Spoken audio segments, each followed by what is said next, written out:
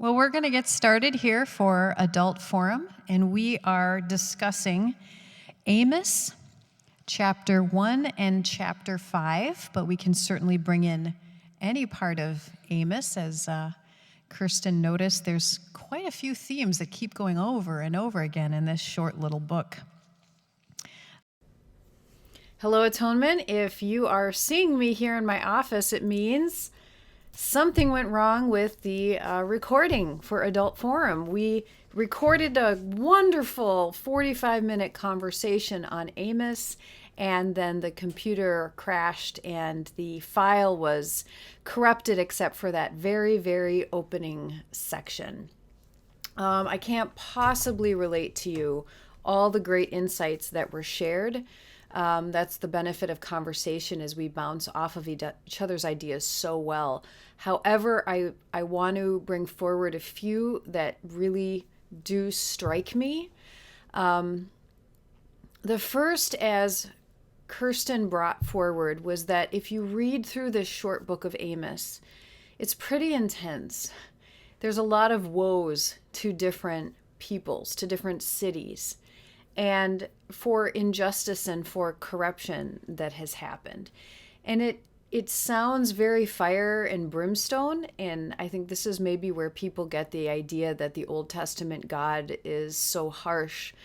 I think it's really important for us to realize, though, that God was speaking through the words of a prophet to those in power about things they had done, often to those who were vulnerable or innocent. And that changes it a little bit, because that makes God a little bit more like a mama bear protecting her cubs rather than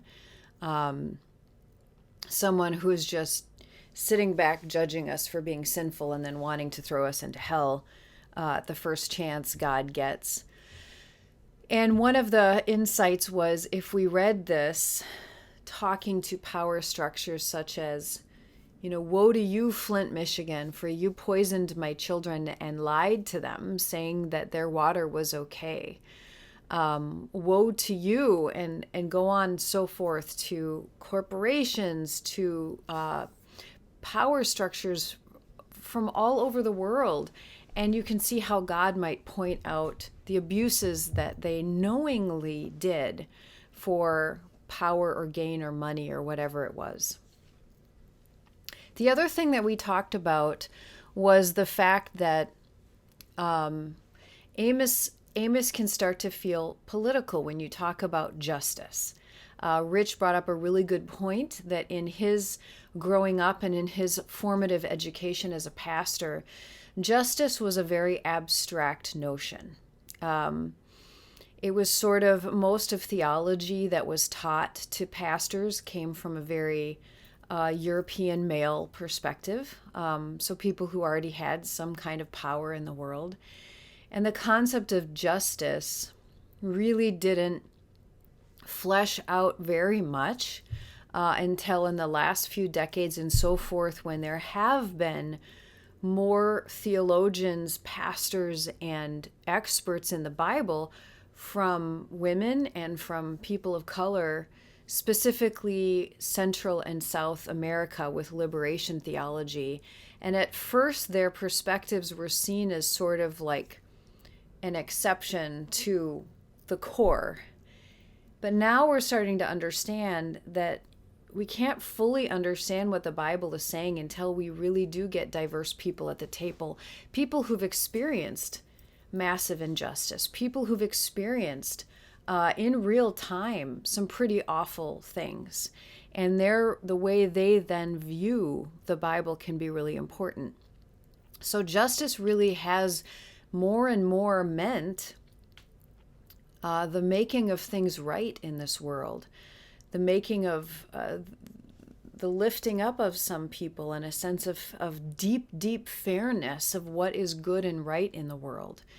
So when Amos says, let justice flow down like waters, like this waterfall, like this ever-flowing stream, it's not an abstract concept for us Christians to go, oh yes, isn't that nice?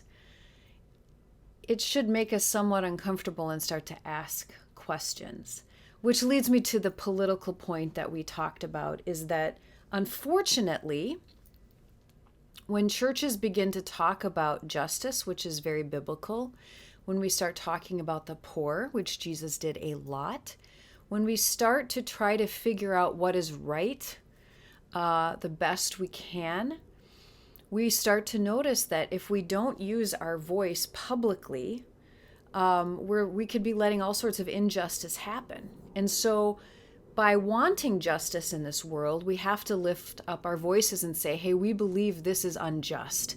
We believe this is wrong, and advocate for other people. And that is using our power and our voice in the public realm, which is the original definition of politics, is simply being in the public realm. It is very different from partisan politics, which has gotten really, really bad in that anything you say is considered either Republican or Democrat, liberal or conservative. And so as people of faith, when we look at an issue, it's been so politicized in a partisan way that people may accuse you of being Democrat or Republican or this or that, simply when you're trying to figure out in a public way what is just and good for God's children, for God's creation. So we want to name that. And then coming to the last two really good thoughts, Ben brought forward, he's like, we have to be very careful because we never want to be too sure that we know the answers.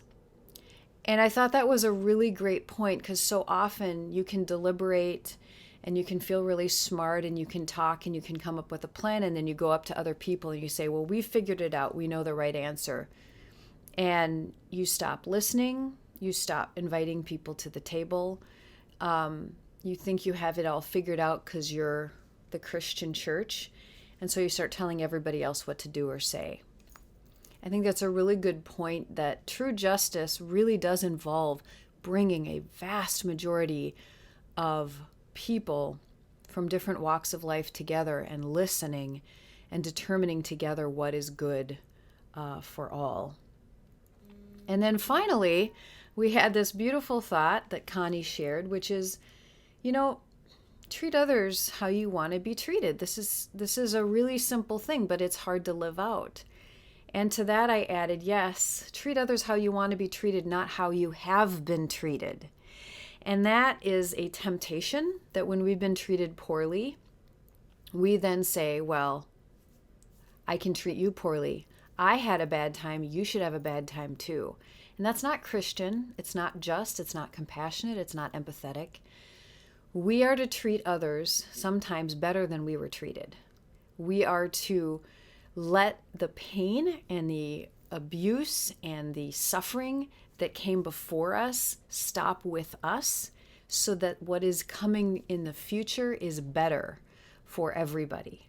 And we can be a part of that change. That's what the prophets were trying to get people to do, was to stop a line and go in a new direction. That's what Jesus was saying. That's what repentance is to stop what you're doing and to go in a new direction.